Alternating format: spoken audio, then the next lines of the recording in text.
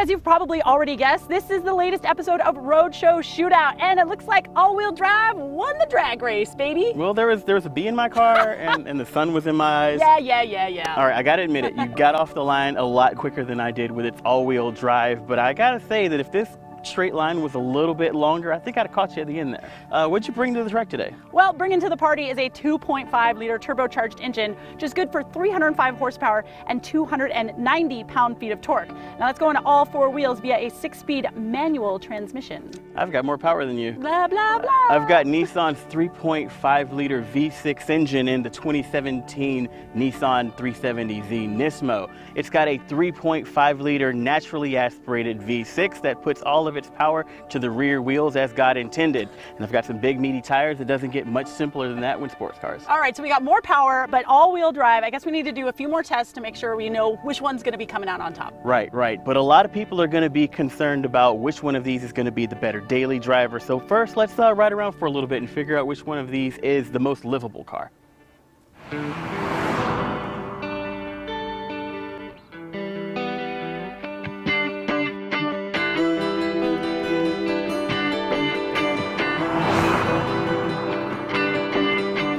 Antoine, what do you think of the ride quality of my 2016 Subaru WRX STI? It's pretty bumpy. Yeah, I mean, the seats are pretty comfortable. There's a fair amount of bolstering, but they're not like any kind of sport Recaro seats or anything. But they've got this nice suede fabric on them, and it's pretty grippy. And it does seem like you've got a lot of space here. This being a sedan, you've got a back seat, lots of room to move your elbows around and things like that. So it does seem like, I mean, even though it's a little bit more aggressive than most people would like on the street, still a really comfortable car for day-to-day driving.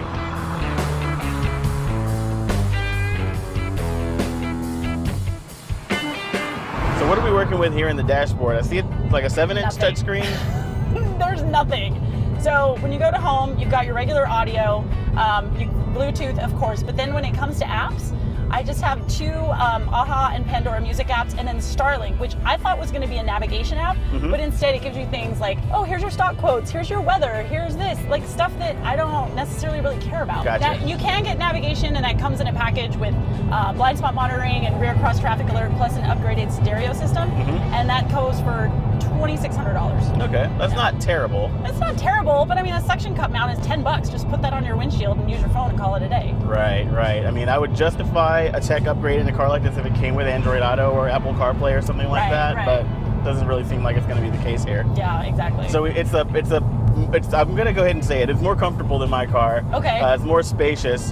How does this work as like a daily driver as far as like fuel economy? Then? Well, I mean, I've been putting my foot into it, I'm not going to lie, because speed is fun. And the combined rating is 19 miles per gallon, and right now we're getting 20.4. Right. Which is that's not too bad. Not a bad daily driver. Yeah. Pretty practical all around. I'll give you Yeah, that. if you can stand the ride. Okay, cool. So we've pretty much seen what we got to see here. Let's hop in my car and well, you'll see when you get there. Okay.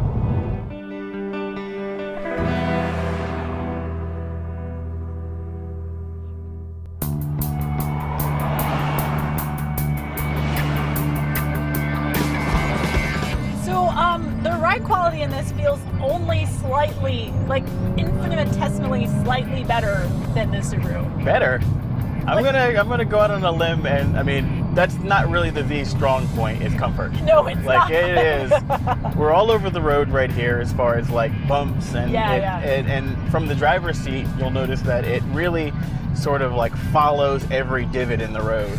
So what about like cargo space? Because you only have, I mean, what you see is what you get. That's it. It's right there. You can see it from the driver's seat. It's just like the whatever space is between those really meaty wheel wells. Yeah, so I think you could probably fit 2 carry-on bags back there, and you could probably fit 2 helmets. You got a nice brace back here, though. That's good. Functional strut tower bar. Yeah. But the cabin is the studio apartment of driving opportunity. It's just everything is here, and there's not a lot of room. Yeah. And then I noticed that we have Nissan's standard infotainment system. Oh, and yeah. They've been making this for like ever, right? That's like 2010? Pretty much the same setup that debuted on the Z in 2010 when the 370 came out. It's not really changed a lot. We don't have a lot of technology. What we do have is some cool features like Bluetooth audio streaming, and we've got navigation on this one. Everybody has Bluetooth audio streaming, and you can't count that as like a positive when, you know, your base model Honda Civic has it. All right, I was reaching. But I do have navigation on mine. It's not a great navigation system, but it does sort of get the job done. As far as driver aid tech though, again, none. The most driver aid I've got is the Synchro Rev Match, which will automatically rev match my shifts, which is great if you want to drive this car in traffic or something like that, because the clutch pedal, while again, will probably be great on the track, it's a bit too grabby for the streets.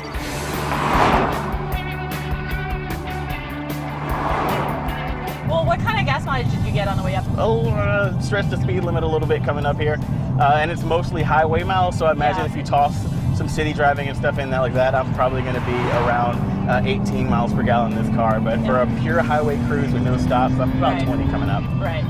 But unfortunately, that pure highway cruise was just super uncomfortable for you. Super duper uncomfortable. So let's go ahead and hit the track. I can't wait. I know.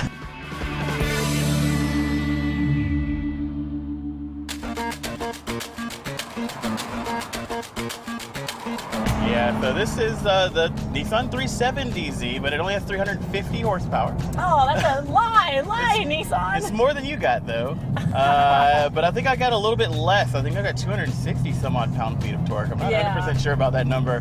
I've been too busy having fun driving it to actually look up the specs. Yeah, everything about this Z feels really old-fashioned. Yeah. There's not a lot of, it's just powerful V6 engine, naturally aspirated, limited slip at the back, lots of meat on the tires, on the wheels, and I mean, yeah, it's just very simple. There are no modes to choose from. Yeah, you just get in it and enjoy the damn thing. It's press and go. It's plug and play, right? Right. I mean, I do have a stability control button that I can turn off and on, and again, we've got the synchro rev matching, which makes things a little bit easier at the track, but I mean, some people really like to blip their own shifts. But yeah, the simplicity of the sort of powertrain sort of works its way into sort of the driving dynamics. So it's like, it's very predictable, because you never really find yourself guessing against what the computer is guessing. It's just what you put into the car is what you get out of it, which makes it very easy to drive. Right, it's easy to drive at the limits.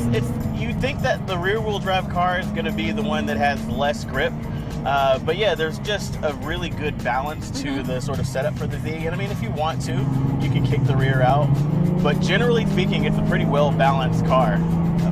Now, how does your transmission feel? How does the shifter feel? Short throw, long throw? That's a little bit of that truckishness to the throw, but it does really slot in nicely. It's got a lot of, you got to put a lot of effort into the shifts, but you put the muscle into it, and it does sort of reward with good engagement.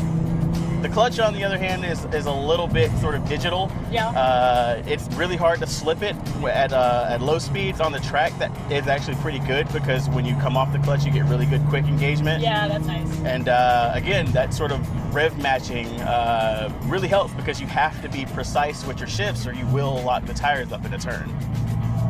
Woo! There's a little understeer there.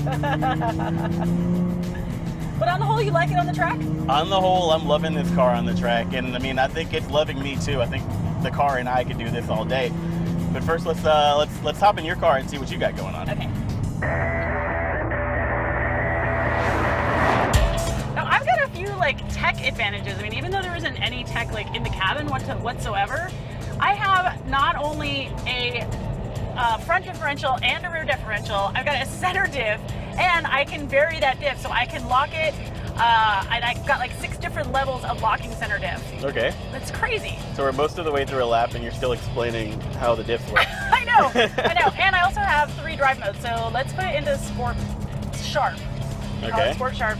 And I'm gonna put my diff into a little bit of negative. Sorry, that was late.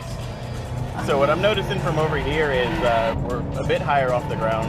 Yeah, we are a bit higher because off the ground. you brought a sedan to a sports car fight. Yeah, but I brought all-wheel drive to a sports car fight. Yeah, I mean, it's not really doing a lot to counter some of the body movement, like the roll. There's not a lot. No, I don't there's want to not say a lot of that, roll at but all. if we hadn't just gotten out of the Z, I may not even notice as much as I do. The other thing is that you do kind of exit the corners a little more tidily. You get on your power a little bit earlier than I do. Even though I feel like I may have tackled the corners a little more aggressively, Yeah. you can just sort of get on the power right at that apex. You know what I really like about this car? It still has hydraulic power steering. And it's super quick and super direct. Like, I literally know exactly where my tires are at every single second because I can feel it all through the road. I love it, I love it, I love it. You know, like sports cars now, everyone's going to an electronic power steering and it just loses so much of that like tactile feeling. This is so good. All right, so both very solid track cars, but Definitely. in very different ways. I mean, the Z is more of a classic sports car. It's a little bit more of an engaging drive, and it rewards the driver for their inputs, not just a lot of gadgetry. If I were gonna spend a day lapping in a car, it'd probably be in this one. And plus, we'll look at it. Well, yeah, it looks great. It definitely looks much better than my Subaru, but I still had a great time on the track today. I found that the Subaru was very engaging. I mean, I was able to just power right out of turns very, very quickly, neutral handling, very little body roll. I mean, it was just a blast. I had a great time out on the track. Right, different cars for different driving styles. Sure. You can have fun in either one of them, but we can also both agree the Subaru will definitely win our drag race. Yes. And we can both agree that it is the most well-rounded car for the street. Definitely. So if you were going to pick a car that you had to drive to work every day and take to the grocery store and then also take to the track on the weekends, well, the Subaru is just going to be a little bit more balanced. You know what? I think we actually agree. I think we do agree. Awesome. So the winner of the Roadshow Shootout is the 2016 Subaru WRX STI.